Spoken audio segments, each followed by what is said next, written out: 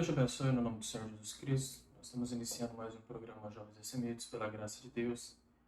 E hoje nós estamos aqui nesse formato de programa, né? Nós colocamos ali no meu Instagram pessoal para os irmãos mandarem algumas perguntas a respeito das Escrituras, acerca da vida cristã, um assunto acerca da Bíblia, da mensagem. E hoje nós estamos aqui para responder essas perguntas que os irmãos nos enviaram, né?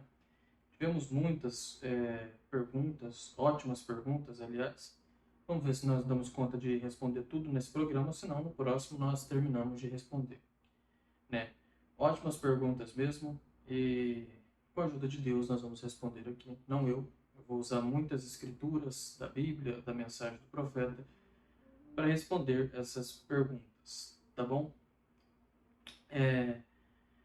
Nós vamos começar então com uma pergunta muito interessante, muito boa aqui, que diz assim: como você sabe quando Deus está levando você a fazer alguma coisa? Como você sabe quando Deus está levando você a fazer alguma coisa? Ou seja, a vontade perfeita de Deus, né? Nós vamos em Romanos capítulo 12 para responder essas perguntas. Nós vamos usar algumas escrituras aqui para responder, lembrando a falar também sobre essa pergunta aqui. Romanos 12, verso 2 diz assim: E não sede conformados com este mundo, mas sede transformados pela renovação do vosso entendimento, para que experimenteis qual seja a boa, agradável e perfeita vontade de Deus. Então, a perfeita vontade de Deus, ela vem com uma transformação do nosso entendimento. Romanos capítulo 15, verso 32 diz assim: a fim de que, pela vontade de Deus, chegue a vós com alegria e possa recriar-me convosco. Então, mais uma vez aqui a Escritura falando de que você seguir a vontade de Deus, possa recriar-me convosco. Colossenses capítulo 4, verso 2 diz assim: Saúda-vos Epáfras, que é dos vossos, servo de Cristo, combatendo sempre por vós em orações, para que conserveis firmes, perfeitos e consumados em toda vontade de Deus. 1 João capítulo 2, verso 17 diz assim: E o mundo passa, e a sua concupiscência, mas aquele que faz a vontade de Deus permanece para sempre. Ok, baseado nessas escrituras, falando sobre a vontade de Deus, algumas características, algumas coisas que acompanham quando você faz a vontade de Deus, que você está na perfeita vontade de Deus. Uma pessoa fez uma pergunta na mensagem Perguntas e Respostas número 14, pergunta 13, dizendo assim: qual a melhor maneira para encontrar o Senhor? Como você sente? Qual é a melhor maneira para encontrar a vontade do Senhor em alguns assuntos importantes, né? A Gombrana fala assim: agora deixando, não creio eu, deixe-me ver se encontra a continuidade disso. Como você sente que é a melhor maneira, veja que deveria ter uma vírgula ali, eu suponho. Qual a melhor maneira para encontrar a vontade do Senhor em alguns assuntos importantes? Vou lhe dizer, querido amigo, a melhor maneira para encontrar a vontade de Deus em alguns assuntos importantes é orando, vem? Agora deixa, aqui está uma coisinha maravilhosa. Se você tem um assunto que é muito importante, agora aqui está a maneira que eu faço. Eu tomo isso diante do Senhor, e isso sempre tem sido a minha força. Espero no Senhor e vejo o que Ele diz. Eu simplesmente permaneço neutro quanto àquilo, não tomo nenhum lado. E digo: agora, Pai Celestial, isso pode. Tá vendo? Então, o Breno fala assim: eu oro, coloco nas mãos de Deus e eu fico neutro. Eu não tomo partido nisso. Que coisa, que chave aqui que o Breno está deixando. 185. Naturalmente, agora, em meu caso, a maioria das vezes, se é muito importante, eu espero na visão. Porém, muitas pessoas, Deus não trata com visões. Portanto, eu não te aconselharia a fazer isso, vem? Porque são apenas algumas pessoas que têm visões e fazem alguma coisa a mais.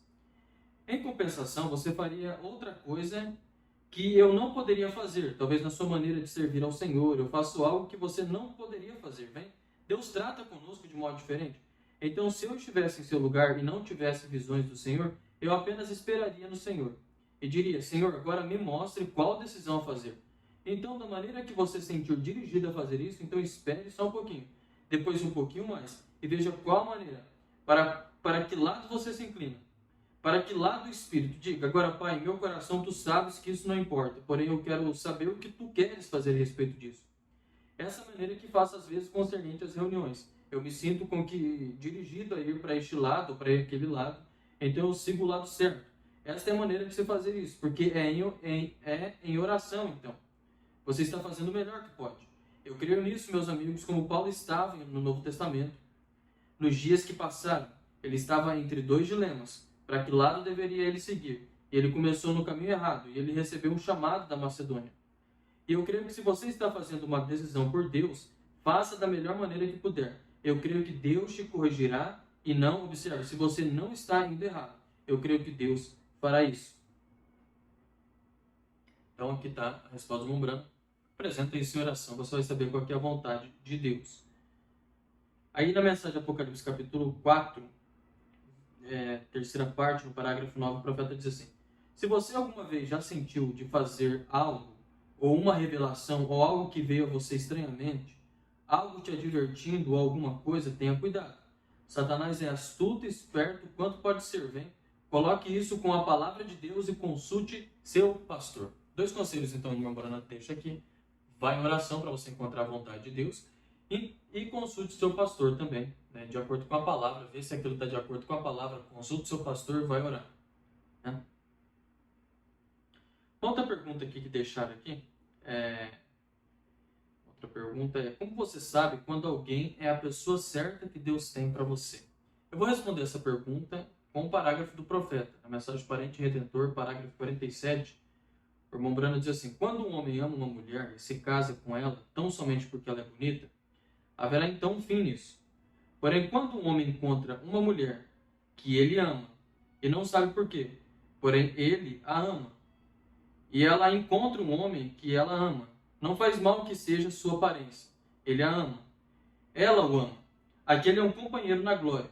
Este morte nem nada mais poderá jamais separá-los, porque eles são da eternidade. A eternidade tem caído para baixo, dentro de um corpo chamado tempo.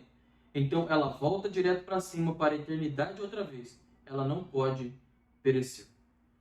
Então está aqui, bem resumido, o que o profeta está dizendo, para você saber qual é a pessoa certa que Deus tem para você. Uma outra pergunta excelente aqui também, que foi enviado como você sabe quando você tem o Espírito Santo? Como saber que eu tenho o Espírito Santo? Vou ler algumas escrituras para tomar como base e nós vamos ler alguns parágrafos do profeta que vai deixar muito, muito bem esclarecida essa pergunta aí para o irmão, se o irmão estiver nos acompanhando.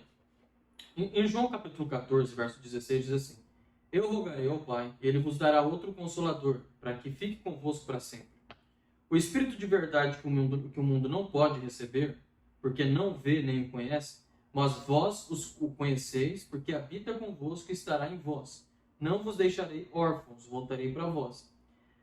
No verso 26 diz assim: mas aquele Consolador, o Espírito Santo, que o Pai enviará em meu nome, esse vos ensinará todas as coisas e vos fará lembrar de tudo quanto vos tenho dito. Então, aí algumas características desse Espírito Santo quando ele viesse. Então, nós conheceríamos esse Espírito Santo e ele fará nós lembrarmos de tudo quanto ele tem nos dito. Ou seja, ele seria o nosso professor, ele seria o nosso mestre, o Consolador. João capítulo 15, verso 26, João 16, verso 13, diz assim: mas quando vier aquele Espírito de verdade, ele vos guiará em toda a verdade, porque não falará de si mesmo, mas dirá tudo o que tiver ouvido, e vos anunciará o que há de vir. Tá vendo? Ele, então, é esse professor que vai ensinando tudo aquilo que nós ouvimos nos cultos. Esse Espírito Santo, ele começa a falar no nosso coração e ensinar o caminho que nós temos que seguir. Efésios capítulo 2, verso 1 diz assim: e vos vivificou, estando vós mortos em ofensas e pecados, em que noutro tempo andaste segundo o curso desse mundo, segundo o príncipe das potestades do ar, do espírito que agora opera nos filhos da desobediência, entre os quais todos nós também antes andávamos nos desejos da nossa carne, fazendo a vontade da carne e dos pensamentos, e éramos por natureza filhos da ira como os outros também. Vamos para outra escritura, 1 João capítulo 3, verso 14, diz assim: nós sabemos que passamos da morte para a vida, porque amamos os irmãos. Quem não ama seu irmão permanece na morte. Qualquer que odeia seu irmão é homicida, e vós sabeis que nenhum homicida tem vida eterna, permanecendo nele. Então aqui uma escritura que eu coloquei, mostrando assim que esse Espírito Santo, ele faz nós amarmos o nosso irmão. Né? Então se nós odiamos nosso irmão, isso mostra que nós não temos o Espírito Santo. Né? Uma pequena mensagem do profeta, que se chama Entrevista Privada, que é de 1964, a irmã, no parágrafo 7 diz assim: a irmã Bruce diz: mas nunca tive uma experiência de ter sido cheio do Espírito Santo em que pudesse firmar meu pé. O profeta diz assim: tudo bem, observe isso. Ordinariamente, um ser humano nasce em pecado, moldado em iniquidade, vem ao mundo falando mentiras. Essa é a natureza de um ser humano. A irmã Bruce diz: sim, essa era a sua natureza. Mudou uma vez. Mas quem mudou? Cristo. Aí está você, irmã, vê? É isso. Aquele que ouve minhas palavras e crê naquele que me enviou, tem a vida eterna e não passará pelo julgamento, mas passou, o tempo passado, passou da morte para a vida. São João 5,24, Jesus falando, vê? Então você é uma cristã, irmã Bruce. Eu observei sua vida. Eu observei você sob visão. Eu sei que você é uma cristã. Vê? Então aquele que crê nas palavras, ele passou da morte para a vida. Ou seja, saiu daquele primeiro nascimento. O irmão Branco está falando daquele primeiro nascimento. Nós nascemos em pecado. Mas quando nós cremos na palavra, ouvimos as palavras e cremos naquilo, então quando você crê, você começa a agir em cima daquilo. Então você tem vida eterna e não passará pelo julgamento. Aí na mensagem Perguntas e Respostas número 2, na pergunta 38, uma pessoa perguntou assim para o irmão Branco: qual é a evidência que verdadeiramente uma pessoa esteja cheia do Espírito Santo? Qual é a evidência, então? Aí aqui vai responder em cheio que essa pergunta que foi feita, que o irmão fez aqui para nós. João 14, 26, o profeta responde. Ele: quando vier o Espírito Santo, ele vos ensinará coisas que virão. Por isso que eu li essas escrituras para tomar como base para o que o irmão Brano vai falar aqui nesses parágrafos. O irmão Brano diz assim: ele o aperfeiçoará, manufaturado pelo homem não fará, e ele é a palavra. Quando ele vier, o Espírito Santo se identificará em você com a Escritura. Olha que coisa. Então ele vai se identificar com você com a Escritura. E esse é o verdadeiro sinal de que em ti está o Espírito Santo, porquanto ele é a palavra. Então você tem que se identificar com a Escritura. Ele vai se identificar em você com a Escritura. Tá vendo? Então, não é você falar em língua. Porque tem muitas pessoas que falam em língua, mas estão vivendo fora da Escritura. Não creem em Malaquias capítulo 4, 5, 6, não são batizados no nome do Senhor Jesus Cristo e falam em línguas. Então, a evidência de você ter o Espírito Santo não é você falar em língua. É você estar identificado com a Escritura. Aí no parágrafo 213, o profeta diz assim: agora veja, eu falar em línguas, apenas quero perguntar-lhes isso. Jesus disse que quando viesse o Espírito Santo, o que faria ele? Se você falasse em língua, saltasse de um lado ao outro, gritasse tudo demais, e então viesse a palavra, e eu te dissesse do batismo, pelas Escrituras, te provasse, como tenho feito, que o batismo usando o título de Pai, Filho e Espírito Santo é absolutamente o mal entendido na Escritura. Nunca jamais ninguém foi batizado dessa forma. E você segue adiante de todas as maneiras, persistes com ela? Poderias me dizer que o Espírito Santo em ti faria uma coisa dessa? Como pode ele negar sua própria palavra? Como pode uma pessoa falar: eu sou cheio do Espírito Santo, mas nega a palavra? A evidência de você ter o Espírito Santo, a principal evidência, é você crer em toda a palavra. Vamos lá. Aí na mensagem Perguntas e Respostas número 3, no parágrafo 58, o profeta diz assim: agora, nem de falar em línguas e demais, eu gostaria que cada um de vocês falasse em línguas. Certamente gostaria. E muitas vezes, bons cristãos. E você, se eu lhes disser que foi no programa, encontrei alguém, não programa, desculpem, nas entrevistas nessa manhã, uma pessoa, eu creio que elas ainda estão aqui no edifício, que elas, a respeito de falar em línguas, a pessoa é uma pessoa genuína, uma pessoa verdadeira e vive corretamente. E ela me ouviu dizer que a evidência do Espírito Santo não era falar em língua. E não é. Mas eu aconselhei aquela pessoa a pedir a Deus para deixá-la falar em língua ou profetizar, porque é a natureza. Aí agora no parágrafo 60, o Branco diz assim: a primeira coisa, eu fui àquela pessoa e descobri a sua terra natal, sob que signo ela nasceu. E pude dizer o que foi seu nascimento. De que maneira isso foi colocado em sua natureza natural, estabelecido em certa linha. Então, quando elas nascem de novo, elas estão aqui em outra natureza. Então, quando você descobre essa natureza que está no lado de dentro, no inconsciente, dentro da consciência. A consciência de fora te move para um lado. Este é o seu nascimento natural. Então eles criam algo que isso os coloca em quê? Sob seus pés, os coloca em uma condição de separação. Elas não sabem o que fazer. Elas dirão, o Senhor quer que eu faça isso. O lado de dentro, eu só sei que é de acordo com a Escritura. Eles começaram a fazer isso e a primeira coisa que você sabe, Satanás, deste lado de fora, lhe mostrará todos os tipos de defeito nisso. Então ele diz, bem, eu penso que vem. Elas deram ouvidos a Satanás, vê? Você tem que tomar aquele algo de dentro, aquilo que está dentro de você, que é escriturístico, e não deixe Satanás se colocar em nenhum lugar. Este é o dever dele, se colocar lá e te martelar assim, mas não dê ouvidos a ele. Mas aquela pessoa, eu lhe disse, eles disseram, bem, agora se eu simplesmente pudesse ter certeza que tem o Espírito Santo, vem, uma excelente pessoa, uma pessoa verdadeira e real que tem o Espírito Santo, mas seria bom para ela dizer, pai, simplesmente dê-me isso como algo para eu me firmar. Agora, se eu ensinasse isso dessa maneira, as pessoas iriam e segurariam naquilo sem ter o que aquela pessoa possui. Possui? Vem? O Espírito Santo realmente fala em línguas, mas você tem que ter o Espírito Santo primeiro, antes que ele possa falar em línguas. Agora você compreendeu? Então, se você for e segurar em um dom de falar em línguas sem... Agora recorda, aquele pode ser um dom genuíno. Aquele poderia ser o Espírito Santo falando em você com línguas desconhecidas. E você iria estar perdido e ir para o inferno. Assim diz a Bíblia. Crê você nisso? Gostaria você de ter as escrituras sobre isso? Você deseja a escritura? Levante sua mão. Ainda que eu falasse em língua dos homens e dos anjos, não é isso correto? Ambos podem ser interpretados e aquilo não pode ser interpretado. As línguas genuínas do Espírito Santo. Nada sou, vem? A não ser que o outro vá com isso. Você pode ter isso. Então não queira alcançar aquilo sem ter isso. Receba isso primeiro, então aquilo certamente acompanhará isso. Ou seja, o irmão Brando está falando assim, você ter um dom, pode ser falar em língua, pregar, isso não é evidência que você tem o Espírito Santo. Os dons são dados sem arrependimento. Né? Como o irmão Brando dá o exemplo, quando aquele irmão falou, irmão Brando, um dom ele nunca morre.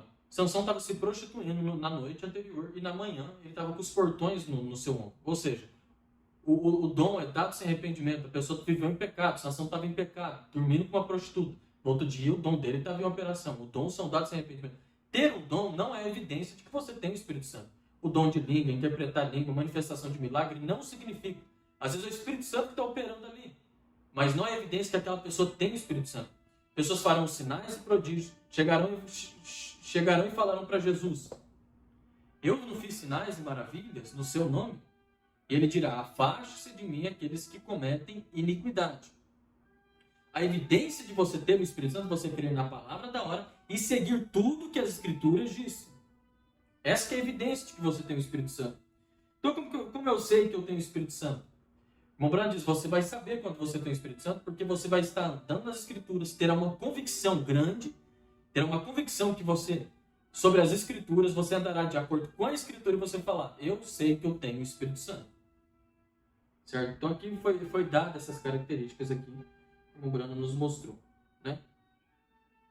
A grande evidência de que uma pessoa tem o Espírito Santo é crer na mensagem da hora. Outra pergunta que deixaram para mim foi assim, o que acontece com alguém quando escolhe deixar a mensagem e não crê que o irmão Brana é um profeta, mas eles ainda acreditam em Deus e ainda vão à igreja? E eles saíram em paz. Então, uma pessoa sai da mensagem, não crê mais no profeta, eles saem em paz e vão adorar a Deus ainda, mas eles não crêem mais no profeta. Vamos usar as escrituras aqui. João 6, verso 61 diz assim, sabendo, pois, Jesus em si mesmo que os seus discípulos murmuravam disso, disse-lhes, isso escandaliza-vos? Que seria, pois, se visseis subir o Filho do Homem para onde primeiro estava? O Espírito é o que vivifica, a carne para nada aproveita. As palavras que eu vos disse são Espírito e vida.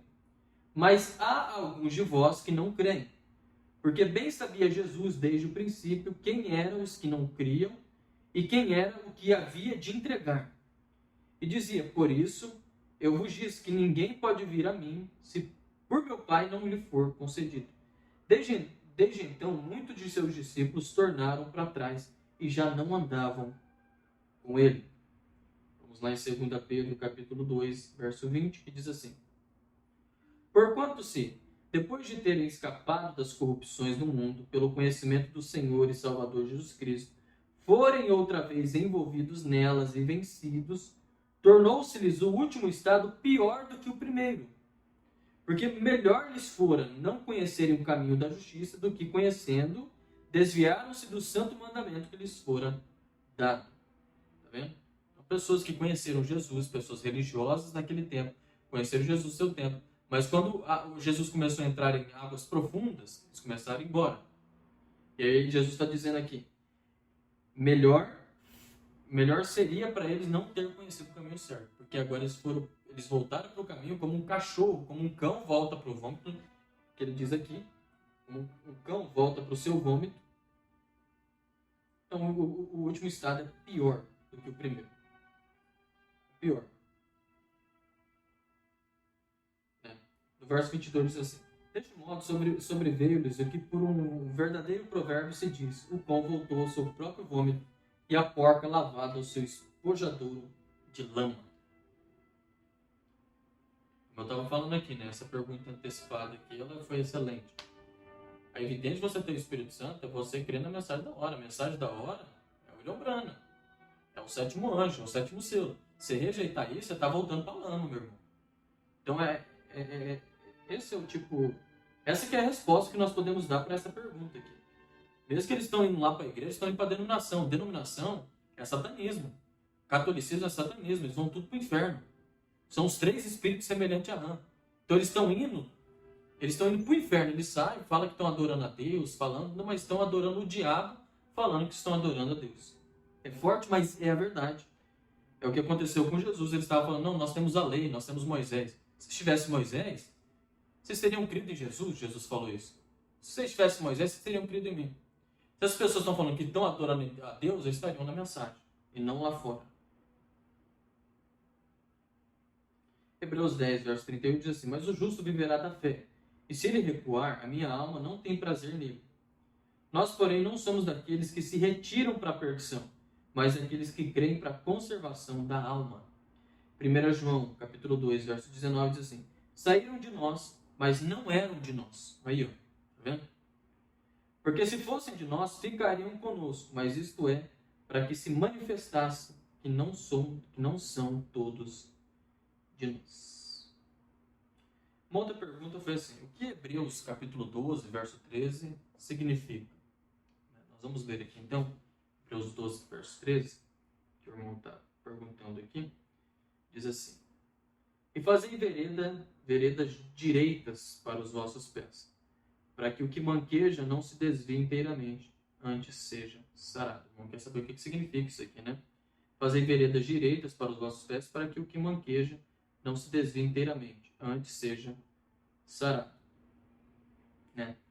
Então aqui está dizendo assim, para nós mantermos os nossos pés sempre certos na palavra. Sempre correto, porque existe alguns que estão manquejando no nosso meio. Alguns que são fracos. Então, para nós não sermos como escândalo para eles, aqueles que estão fortes. Então, nós fazermos as veredas do nosso pé, ou seja, nosso testemunho bem correto com a palavra. Para que aqueles que estejam fracos, eles não tropecem.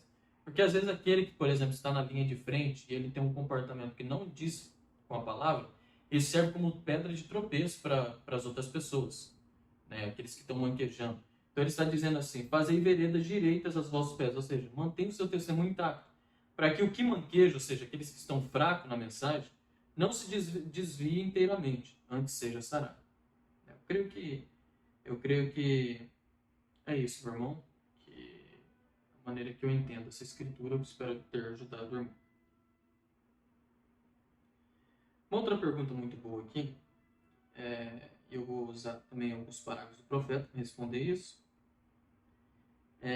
A pergunta é assim, ó, onde está a nossa teofania? É em outra dimensão ou é na nossa alma? Eu achei muito boa essa pergunta aqui. Pergunta bem profunda, né? Onde está a nossa teofania? É em outra dimensão ou é na nossa alma? Nós vamos ler aqui 2 Coríntios capítulo 5, versículo 1, que diz assim, porque sabemos que, se a nossa casa terrestre desse tabernáculo se desfizer, temos de Deus um edifício, uma casa não feita por mãos, eterna nos céus.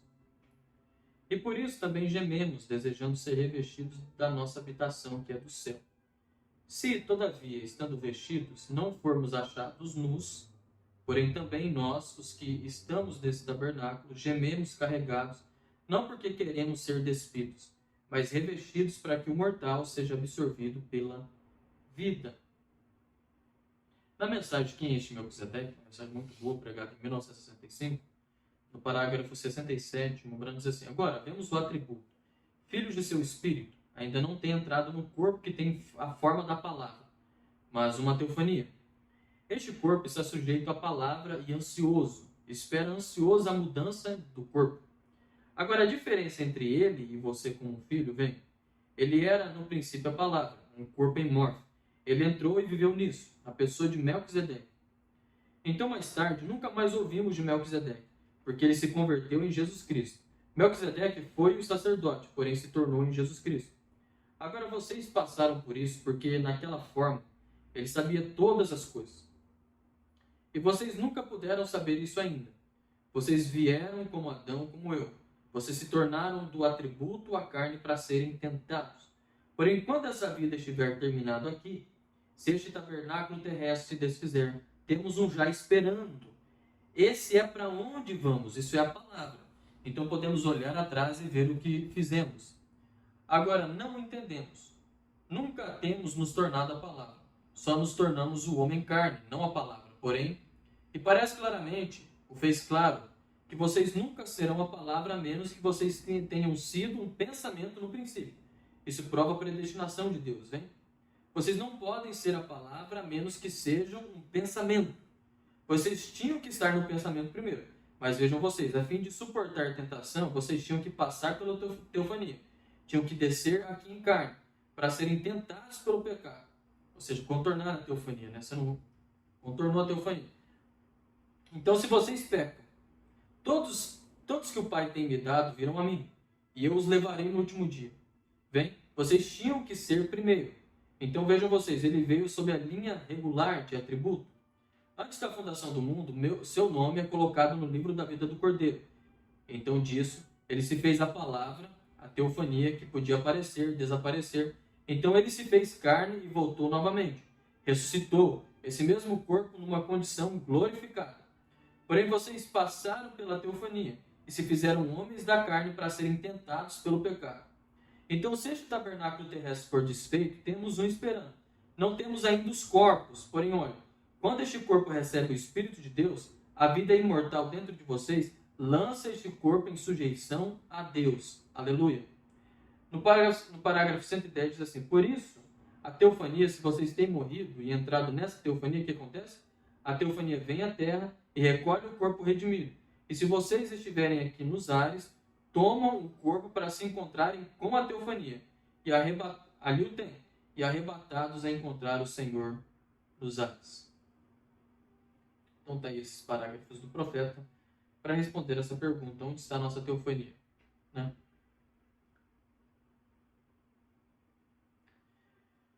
Fizeram uma pergunta aqui, e procurar o que o irmão Brano dizia sobre isso. A pergunta é assim: qual é um exemplo do que é um pecado assediante? Né? Pecado assediante.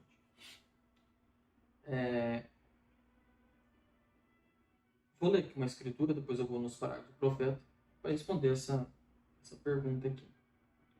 Hebreus 12, verso 1 diz assim: portanto nós também, pois que estamos rodeados de uma tão grande nuvem de testemunhas, deixemos todo o embaraço e o pecado que tão de perto nos rodeia, e corramos com paciência a carreira que nos está proposta. Né?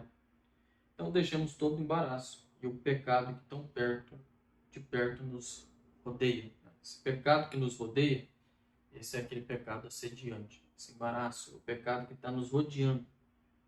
Fica nos rodeando, ou seja, nos assediando. Espíritos sedutores que ficam assediando para tentar nos pegar. Na mensagem, diante da serpente de bronze em Cades Barnea, né, mensagem de Israel e a igreja, no parágrafo 15, diz assim, como ele, seu trabalho, como ele foi um legislador, estou falando de Moisés aqui, né? Foi montanha acima, ficou 40 dias e voltou com a lei. E ele, sua fraqueza pecaminosa, era o temperamento, ele quebrou os mandamentos. Voltou mostrando que aquele sacerdócio deveria morrer, acabar. Então aquele que rodeava ele era o nervosismo, né? A fraqueza que ele tinha. A mensagem em sua presença, parágrafo 97, diz assim: Ele conhece todas as coisas, ele conhece seu coração, ele sabe, e você sabe o que você está pensando. Ele sabe também. Se há um pequeno pecado segurando você essa noite, e você não desejaria entrar na presença de Deus com isso em você, desejaria você uma vez mais levantar sua mão e dizer: Mombrana, ore por mim. E eu desejo estar em sua presença naquele dia sem culpa. Deus o abençoe. Muitas mãos. Deus vê isso em sua presença. Agora eu lhe direi o que fazer. Agora apenas ouça com atenção. Faça como Davi fez. Ponha o Senhor diante de você agora mesmo. Ponha o Senhor entre você e esse pecado. E seja qual for esse pequeno pecado costumeiro que seja, isso pode ser mentir. Então aqui nós vemos o primeiro exemplo aqui de Moisés, que a fraqueza dele era o temperamento. Então aquele pecado que odiava ele era a fraqueza dele. Nós vemos um exemplo. E aqui o Mograna vai dar alguns exemplos. Ele diz assim: pode ser mentir, pode ser roubar, pode ser mau pensamento, pode ser temperamento, pode ser beber, pode ser fumar, pode ser jogo. Eu não sei o que é, pode ser cobiça, pode ser qualquer coisa. Eu não sei o que é, seja o que for que isso seja, põe o Senhor diante de você.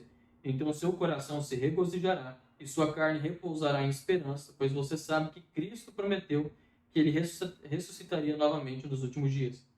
Quando ele aparecer, nós viremos em sua semelhança. Não quererá você fazer isso agora, enquanto nós oramos? Então, alguns exemplos, né, desses pecados, pecado assediante, né, que assediam a gente, que estão ali, são pecados que nos rodeiam.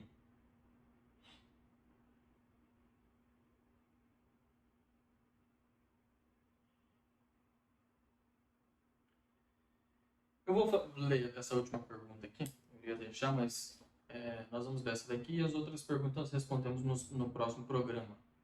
Diz assim: quando Satanás foi expulso do céu,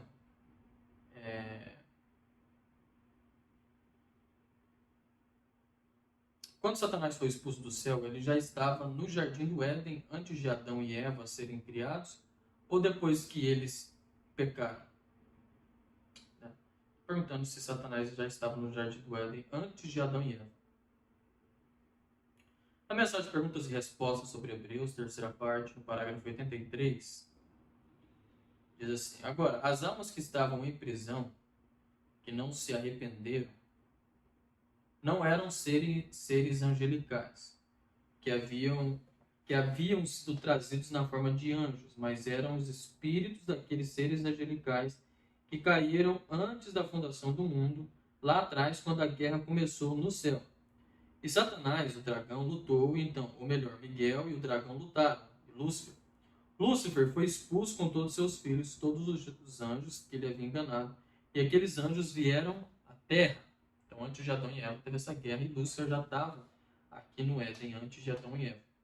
Só mais um parágrafo aqui do profeta, na mensagem daquele dia no Calvário, parágrafo 46, diz assim: pois Satanás tinha a terra, as próprias rochas que ele uma vez subiu e desceu na terra, queimando enxofre. Lúcifer era o filho da manhã, e ele andou na terra quando ela era um vulcão que queimava. Aquelas mesmas rochas que haviam esfriado quando Jesus morreu no Calvário foram vomitadas na terra. O preço estava pago e foi rompido o cativeiro de Satanás. Esse parágrafo aqui mostra então que ele andava, né, sobre as rochas, sobre aquele enxofre. Ele estava na terra antes de Adão e Eva, né, serem criados. Eu espero que tenha respondido essas perguntas aqui. Os irmãos foram ajudados, respondeu a dúvida que tinha no seu coração.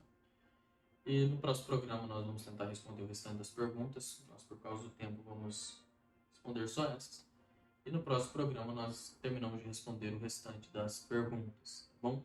Que Deus os abençoe no nome do Senhor Jesus Cristo. Continue orando por nós. Shalom.